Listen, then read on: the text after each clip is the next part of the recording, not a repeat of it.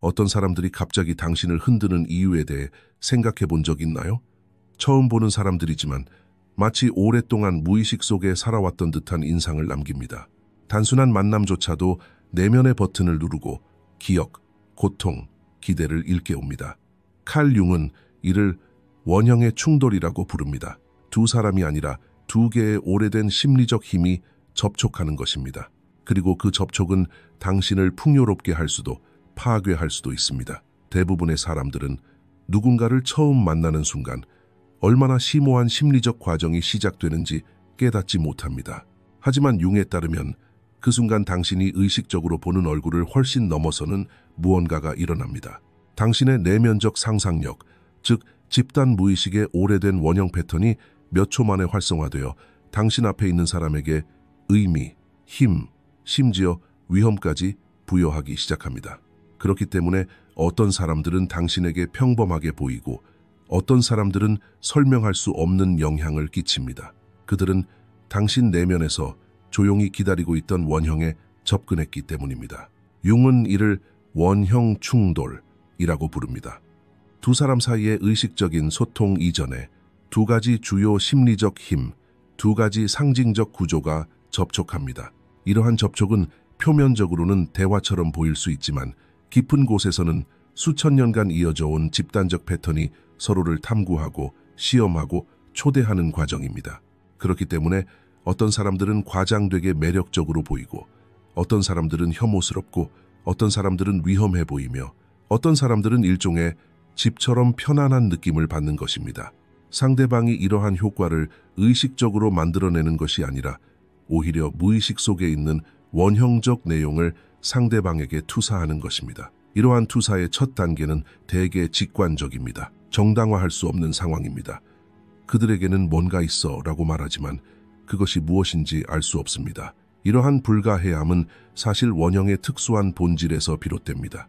원형은 개인적인 것이 아니라 집단적이며 개인의 삶에 국한되지 않습니다. 따라서 당신이 느끼는 효과는 그 사람뿐만 아니라 그 사람이 당신의 마음속에 그려낸 신화적 인물 전체에까지 영향을 미칩니다.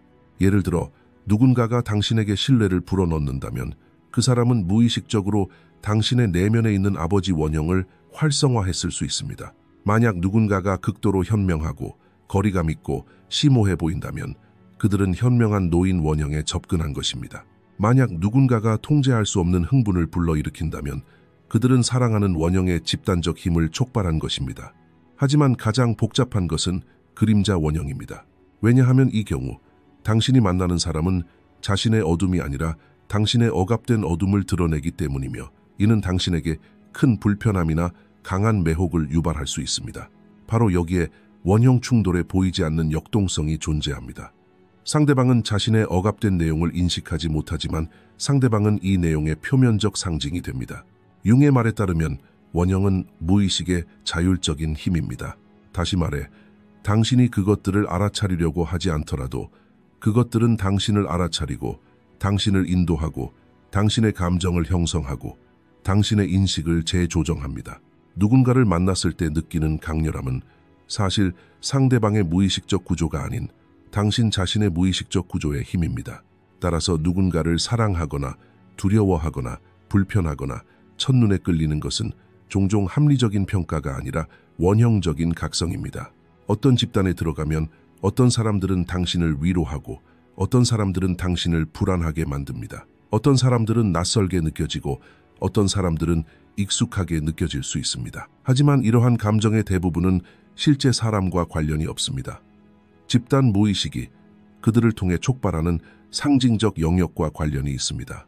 예를 들어 누군가가 군중을 이끄는 것을 볼 때 당신이 그 사람을 강력하다고 인식하는 것은 그 사람의 실제 힘 때문이라기보다는 내면의 영웅이나 아버지 원형이 활성화된 것과 관련이 있습니다. 인간의 마음은 상징으로 생각하고 상징을 통해 감정을 경험하며 그들과 유대감을 형성합니다. 따라서 원형적인 충돌은 관계를 흐리는 위협이 아니라 의식적인 인식을 통해 해결될 수 있는 구조입니다.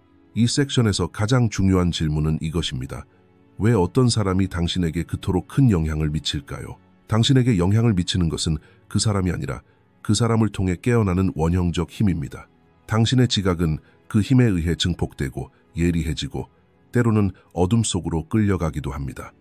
융에 따르면 사람이 이러한 투사를 인식하는 순간 원형적 충돌은 더 이상 짐이 아니라 진화적 선물이 됩니다. 그러나 인식이 발달하지 않으면 그 사람은 자신의 내면적 신화에 빠져 진정한 소통이 단절되고 관계는 상징적인 전쟁터가 됩니다. 바로 이것이 어떤 사람들이 당신에게 너무 과해 보이는 이유입니다. 그들이 당신 내면의 깊은 원형을 깨웠고 당신은 이 각성을 그 사람과 동일시하기 때문입니다. 하지만 실제로 충돌하는 것은 두 사람이 아니라 두 원형에 보이지 않는 힘입니다. 어떤 사람들이 당신에게 그토록 특별한 영향을 미치는 이유를 이해하려면 먼저 융의 가장 근본적인 관찰 중 하나로 돌아가야 합니다. 인간은 단순히 의식에 갇힌 존재가 아닙니다. 우리 정체성의 상당 부분은 보이지 않고 억압되고 기억되지 않거나 아직 인식되지 않은 내용으로 이루어져 있습니다. 융은 이 깊은 층을 개인 무의식, 과집단 무의식으로 구분합니다. 이 두 영역은 개인의 과거와 인류의 오랜 심리적 유산의 흔적을 담고 있습니다. 어떤 사람들이 당신의 무의식을 갑자기 열어 보이는 이유는 이 두 층이 동시에 작동하기 때문입니다. 이 두 층을 마주하는 순간 마치 오랫동안 잠겨있던 마음의 문이 살짝 열리는 듯한 느낌을 받습니다. 무슨 일인지는 모르지만 무언가가 일어납니다. 기억, 직관, 불안, 매력, 매혹, 의미에 대한 탐구, 이러한 모든 감정적 반응은 상대방이 진정한 자아, 그 이상을 상징한다는 것을 보여줍니다. 상대방은 자신의 결핍되거나 억압된 측면을 드러내는 상징적인 열쇠가 된 것입니다. 어떤 사람들은 왜 당신을 그렇게 쉽게, 부드럽게 만들까요? 그들은 당신의 의식이 오랜 세월 쌓아온 방어막을 뚫고 들어오는 원형적 주파수를 지니고 있기 때문입니다. 예를 들어 누군가와 이야기할 때 근거 없는 신뢰감을 느낄 수 있습니다. 하지만 실제로는 당신이 신뢰하는 사람이 아니라 그 사람 안에서 활성화된 것은 아버지 원형입니다. 때때로 누군가 당신에게 엄청난 매력을 느끼는데 이 매력은 단순히 육체적인 것이 아닙니다. 그 사람은 당신이 사랑하는 원형에게 문을 열어준 것입니다. 융이 그의 치료에서 자주 관찰했듯이 그 사람은 종종 이러한 효과를 운명, 그 사람을 만난 순간 무슨 일이 일어났다 또는 마치 전에 알고 지냈던 것처럼 이라고 묘사합니다. 그러나 이러한 친숙함은 물리적 인식이 아니라 원형적 만남의 느낌입니다. 당신의 무의식은 그 사람에게서 자신의 이미지 중 하나를 보고 나는 그 사람을 안다 라고 말합니다. 무의식의 문을 여는 사람들은 종종 당신의 내면의 온전함에서 부족한 부분을 나타냅니다. 융의 대립의 통합, 원리가 여기서 분명해집니다. 자신의 어둠에서 도망치는 사람은 자신의 그림자를 짊어진 사람에게 과잉 반응합니다. 내면의 목소리를 억누르는 사람은 지혜를 상징하는 사람에게 극도의 친밀감을 느낍니다. 독립심이 발달하지 못한 사람은 권위적인 인물에 대한 존경과 두려움을 동시에 경험합니다. 다시 말해 무의식은 상대방의 어떤 자질이 아니라 그 자질이 부족하거나 억압된 당신에게 반응합니다. 이것이 바로 어떤 사람들이 설명할 수 없는 방식으로 당신을 보완한다고 느끼는 이유입니다. 그들은 당신을 균형 있게 맞춰주고 완성시켜주고 부족한 부분을 채워준다고 느낍니다. 하지만 이러한 완성감은 위험합니다. 진정한 통합은 외부가 아닌 내면에서 시작되기 때문입니다. 왜 어떤 사람들은 특히 고통스러운 결과를 초래할까요? 그들은 당신이 받아들이지 않거나 마주하고 싶지 않은 그림자, 즉 당신이 받아들이지 않는 측면을 깨닫게 하기 때문입니다. 융이 정의한 그림자는 부정적인 내용만을 포괄하는 것이 아닙니다. 잠재력, 재능, 힘, 그리고 표현되지 않은 감정 또한 그림자 속에 숨겨져 있습니다. 어떤 사람들이 왜 당신의 마음을 쉽게 여는지 이해하는 또 다른 방법은 직관을 통해서입니다. 융은 직관을 무의식과 의식 사이의 빠른 소통으로 정의합니다. 직관은 상대방이 당신에게 심리적 열쇠를 쥐고 있는지 몇 초 안에 알아차릴 수 있습니다. 때로는 당신에게 해를 끼친 사람을 바로 알아차리고 때로는 치유 효과가 있는 사람 앞에서 편안함을 느낍니다. 이는 직관 때문이 아닙니다. 직관 뒤에 숨은 무의식은 분석입니다. 무의식은 당신이 깨닫지도 못하는 사이에 그 사람의 에너지 패턴, 행동 패턴, 그리고 감정적 구성을 분석하기 시작합니다. 그렇기 때문에 어떤 사람들은 처음에는 따뜻하게 느껴지고 어떤 사람들은 차갑게 느껴지고 어떤 사람들은 이해할 수 있지만 어떤 사람들은 혼란스러워 보입니다. 이 모든 과정의 공통점은 이것입니다. 당신의 무의식으로 향하는 문을 여는 사람들은 당신이 아직 받아들이지 못한 내면의 진실성에 영향을 미칩니다. 이러한 접촉은 때로는 치유적이고 때로는 파괴적이며 때로는 교훈적이고 때로는 놀라움을 선사합니다. 하지만 그들 모두는 당신을 변화시킬 수 있는 잠재력을 가지고 있습니다. 융에 따르면 사람이 이러한 영향을 인식하는 순간 타인이 상징하는 상징에 더 이상 갇히지 않아 자유로움을 느끼기 시작합니다. 그러나 인식이 발달하지 않으면 자신의 무의식이 열어놓은 문을 통과할 수 없습니다. 오히려 상대방을 해결책, 위협, 결핍 혹은 운명으로만 바라보게 됩니다. 그렇기 때문에 어떤 사람들은 무의식의 문을 쉽게 열어줍니다. 그들은 당신의 내면을 반영하는 존재이기 때문입니다.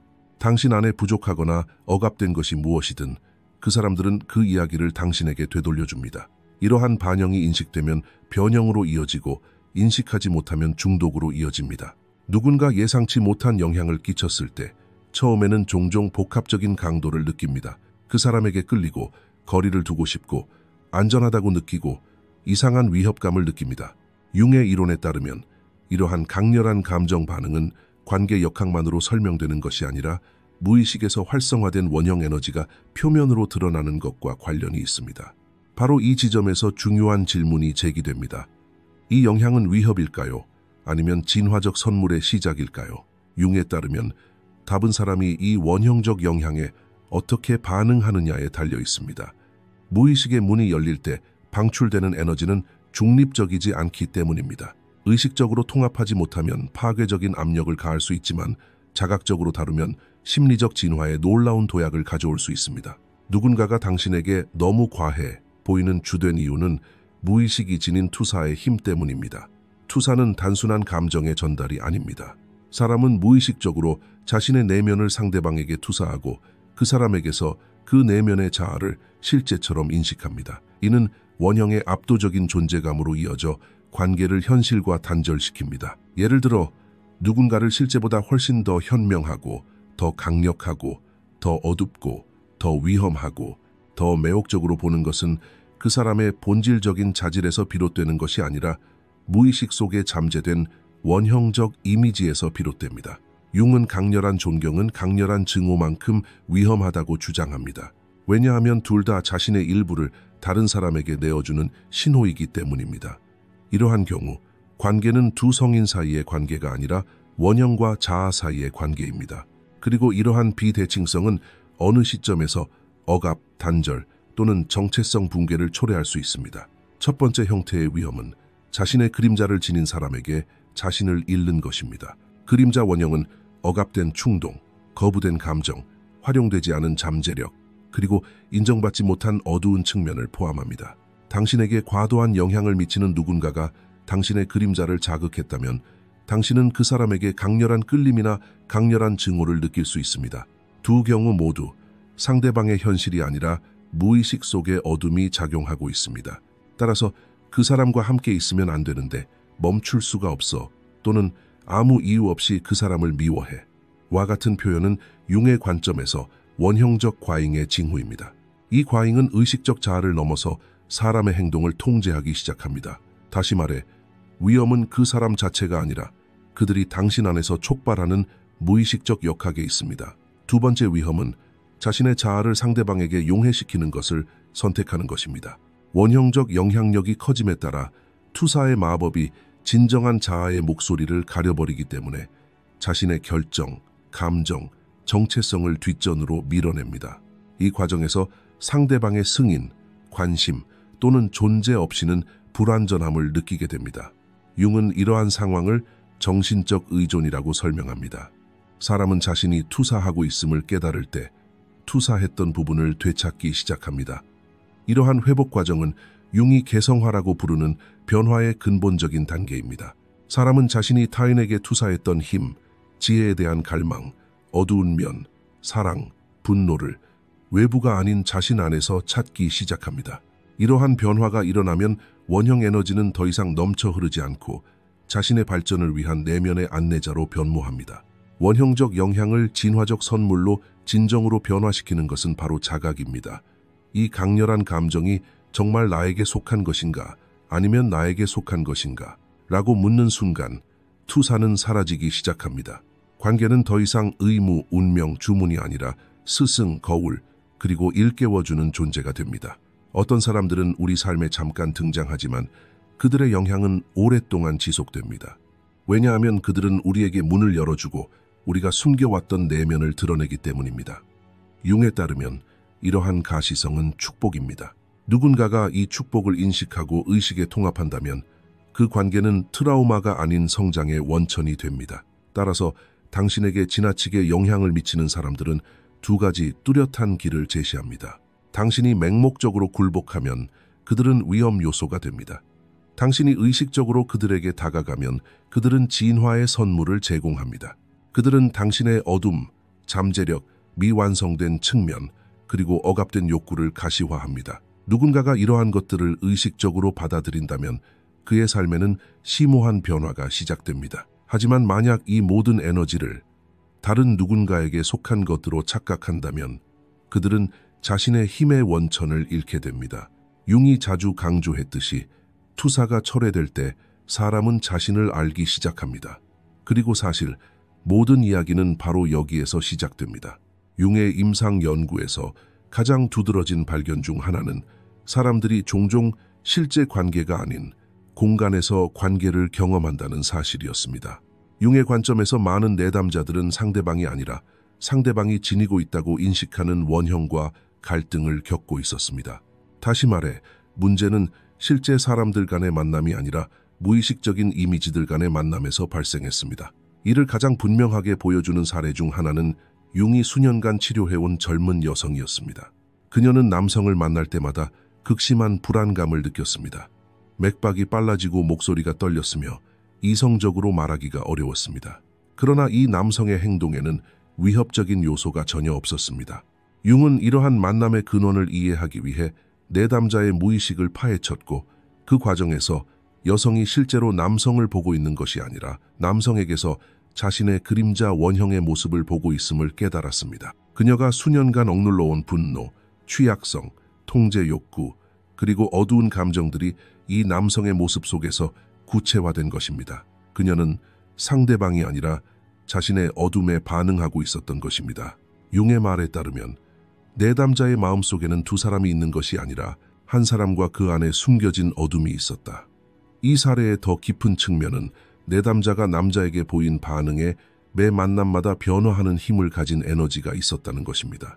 여자는 그 남자에게 설명할 수 없는 방식으로 매력적이면서도 위협적인 느낌을 받았습니다. 이러한 역설은 그림자 투사의 전형적인 징후입니다.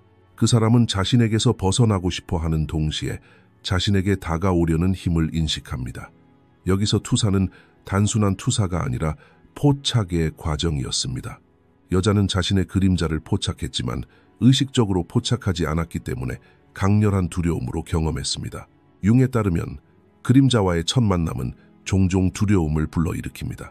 왜냐하면 사람이 자신의 억압된 어둠의 정도를 처음으로 깨닫는 순간이기 때문입니다. 융의 남성 내담자에게도 이와 유사한 상황이 발생했습니다.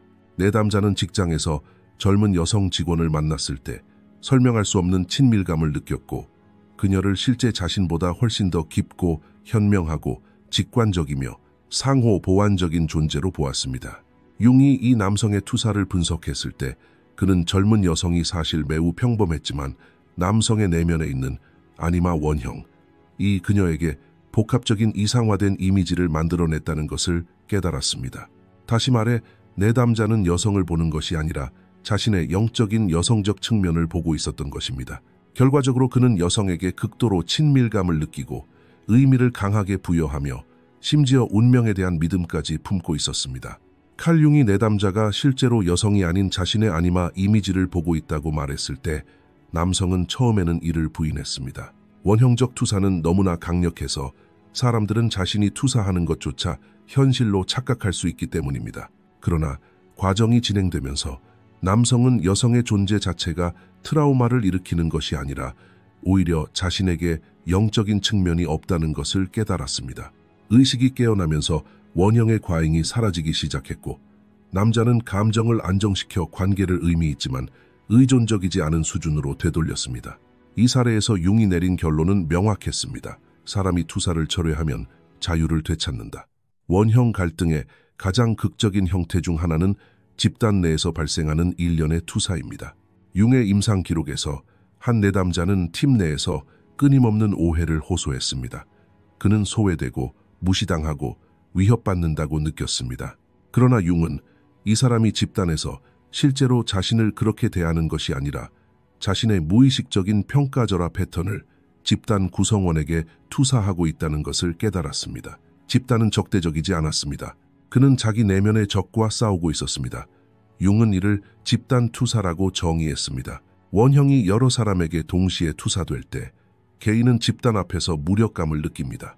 이러한 감정은 실제가 아니지만 무의식의 상징적 언어가 논리보다 훨씬 강력하기 때문에 그 효과는 실제입니다.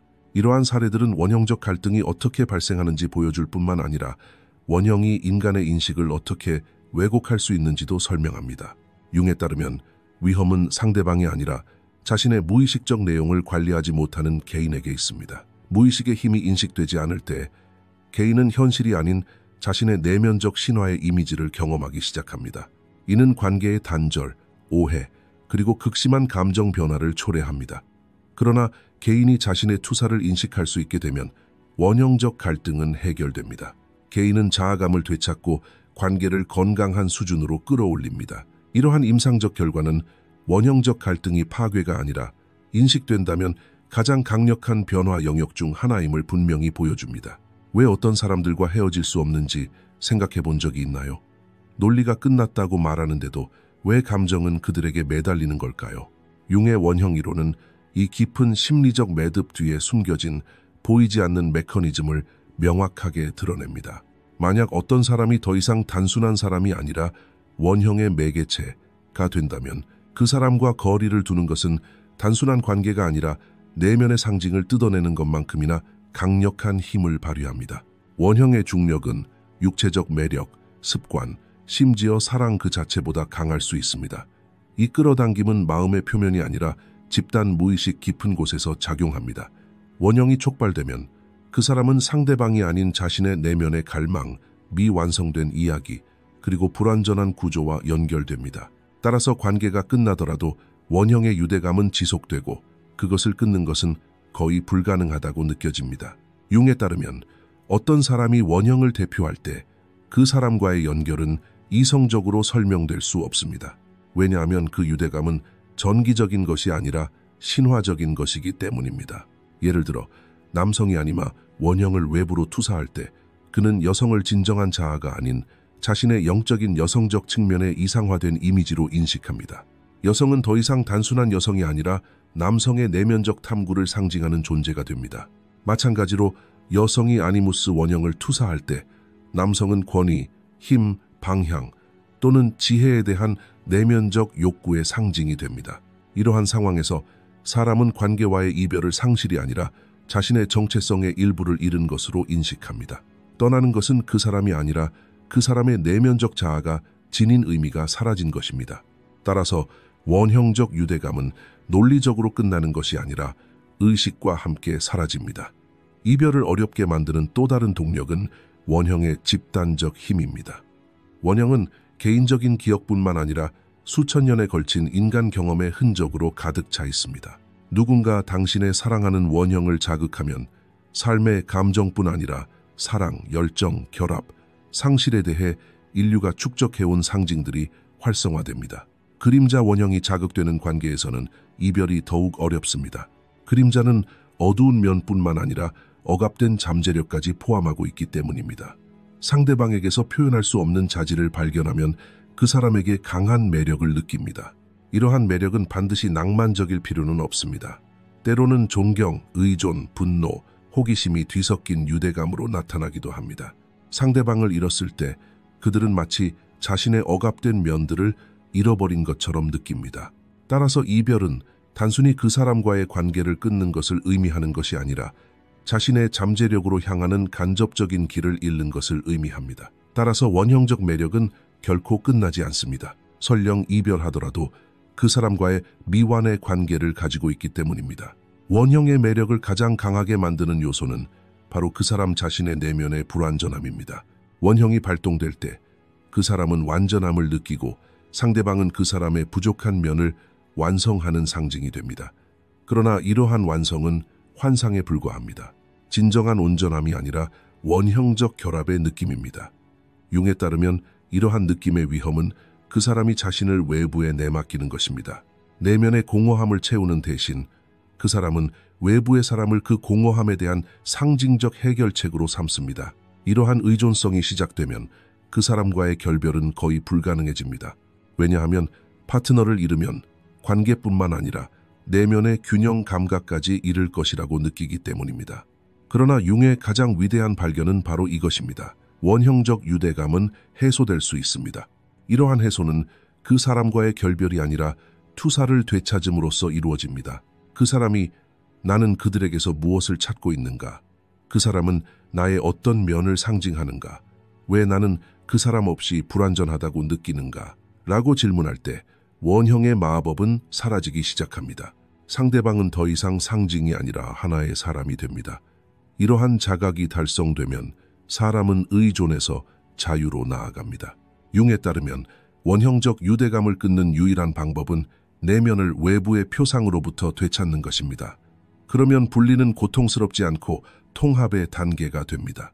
어떤 사람들과의 결별은 매우 어렵습니다. 왜냐하면 그들이 당신 자신보다 당신을 더 많이 대표하게 되기 때문입니다. 그들은 당신의 불완전한 면, 억압된 감정, 방향에 대한 탐구, 그리고 당신의 영적 온전함을 상징합니다. 당신이 결별하려고 할 때 원형은 당신을 다시 불러들여 완성을 기대하게 합니다. 하지만 자각이 시작되면 이 순환은 끊어집니다. 그 사람은 자신을 끌어당기는 것이 그 사람이 아니라 자신의 내면 이야기임을 깨닫습니다. 원형이 물러나면 자유가 시작됩니다. 유대감은 여전히 존재하지만 의존성은 더 이상 존재하지 않습니다. 왜냐하면 그 사람은 자신의 온전함을 외부가 아닌 내면에서 찾기 시작하기 때문입니다. 원형적 충돌로 인한 강렬한 감정적 격변 이후 스스로에게 던져야 할 가장 중요한 질문은 바로 이 경험이 나를 집어삼켜야 하는가 아니면 나를 변화시킬 수 있는가 입니다. 융의 모든 심리적 구성 요소들을 종합해보면 우리는 다음과 같은 분명한 진실을 발견하게 됩니다. 원형적 영향은 그대로 방치하면 파괴적인 힘이 될 수 있지만 의식적 통합을 통해 해결될 때 인간의 영적 진화를 위한 가장 강력한 촉매제 중 하나가 됩니다. 원형적 충돌의 변화적 힘은 타인이 아닌 자신을 바라보기 시작하는 데 있습니다. 융에 따르면 사람은 타인이 아닌 자신의 무의식에 저항하며 살아가기 때문에 내적 갈등이 해결되지 않으면 외부 세계에서 끝없는 반복의 악순환이 발생합니다. 그러나 사람이 자신의 인식을 발전시키고 자신의 어두운 면을 받아들이고 투사를 거두고 이것은 그들에 관한 것이 아니라 나에 관한 것이다 라고 말할 때 원형적 충돌은 더 이상 위협이 되지 않습니다. 오히려 자기 인식으로 가는 관문이 됩니다. 의식적 통합은 사람이 원형적 영향을 먼저 인식하는 것에서 시작됩니다. 이러한 인식은 종종 단절의 순간에 이루어집니다. 누군가에 대한 설명할 수 없는 끌림이나 강렬한 회피의 진정한 원인을 묻는 것은 감정의 근원을 탐구하는 첫걸음입니다. 이러한 탐구에 착수하면 무의식은 더 이상 모호하게 남아있을 수 없습니다. 상징은 해체되기 시작합니다. 융이 자주 강조했듯이 의식에 의해 밝혀지면 상징은 형태를 잃지만 그 힘은 해방된다. 이것이 변화의 중심입니다. 더 이상 이 힘을 사람에게 귀속시키지 않고 내면에서 이를 관리할 수 있게 됩니다. 원형적 충돌은 그림자를 가장 날카로운 형태로 표면으로 끌어올립니다. 상대방에게서 자신이 거부하는 자신의 모습을 보게 됩니다. 이 시점에서 방어적인 태도를 취하거나 상대방을 비난하거나 자신의 감정의 진정한 근원을 부정한다면 충돌은 해결되지 않은 채 남아 강렬한 감정의 반복이 시작됩니다. 그러나 자신의 그림자를 받아들이기 시작하면 그들이 아니라 나 자신에 대해 무엇이 나를 불안하게 하는가 라고 자문하게 됩니다. 이 질문은 원형 에너지를 변형하기 위한 첫 번째 의식적 단계입니다. 의식 통합의 또 다른 단계는 내면의 남성적 측면과 여성적 측면, 아니무스와 아니마를 조화시키는 것입니다. 이 두 측면이 통합되지 않으면 사람은 이 에너지를 외부 사람들에게 투사할 수밖에 없습니다. 원형 충돌의 변형에서 가장 중요한 요소는 자신이 스승으로서 경험하는 강렬한 감정을 바라보는 것입니다. 융에 따르면 사람의 영적 발달은 종종 고통에서 비롯되는데, 고통은 의식의 문을 두드리는 무의식의 가장 엄중한 경고이기 때문입니다. 누군가 당신을 압도할 때 이러한 영향을 단순한 관계의 문제로 보는 것은 피상적인 해결책일 뿐입니다. 하지만 이 영향이 내 안에 어떤 문을 열어주었는가? 라고 질문하는 것이 진정한 변화의 시작입니다. 만약 누군가가 이 영향을 하나의 신호로 인식한다면 그는 자신의 정신 구조를 더 깊이 파고들기 시작하며, 이 여정은 개성화의 가장 중요한 단계입니다. 원형 충돌의 목적은 파괴가 아니라 깨우치는 것입니다. 결과적으로 의식적 통합은 원형 충돌의 시작이자 끝입니다. 투사로 인해 생겨난 안개가 사라지기 때문에 끝입니다. 상대방을 더 이상 상징이 아닌 하나의 사람으로 보기 때문입니다. 또한 새로운 차원에서 자신을 깨닫기 시작하기 때문에 시작입니다. 더 이상 자동적인 패턴이 아닌 의식적인 선택을 통해 삶을 형성합니다. 이것이 바로 융이 개성화라고 부르는 과정입니다. 내면에 대립되는 요소들을 하나로 모아 온전한 존재가 되는 것입니다. 이러한 온전함에 도달하면 사람은 더 이상 원형의 노예가 되지 않고 원형의 인도를 따릅니다. 원형의 충돌은 더 이상 혼돈이 아니라 거울입니다. 그 거울 속에서 우리는 타인이 아닌 자신을 봅니다. 의식적 통합이 일어나면 끊을 수 없었던 유대감이 사라지고, 해결하지 못했던 감정이 의미를 찾으며, 이해할 수 없었던 영향이 명확해집니다. 왜냐하면 그 순간 우리는 그가 나에게 영향을 준 것이 아니라 내 안에서 깨어나던 것이 나에게 영향을 미쳤다는 것을 깨닫기 때문입니다. 바로 이 자각의 순간에 원형의 충돌은 짐이 아니라 진화적 선물이 됩니다. 융이 말했듯이 사람이 자기 자신을 만나면 세상도 그를 만난다. 이 영상은 여기까지입니다. 더 많은 콘텐츠를 보시려면 채널을 구독해주세요. 회비를 내고 싶으시면 가입 버튼을 클릭하여 회원이 되실 수 있습니다. 감사합니다.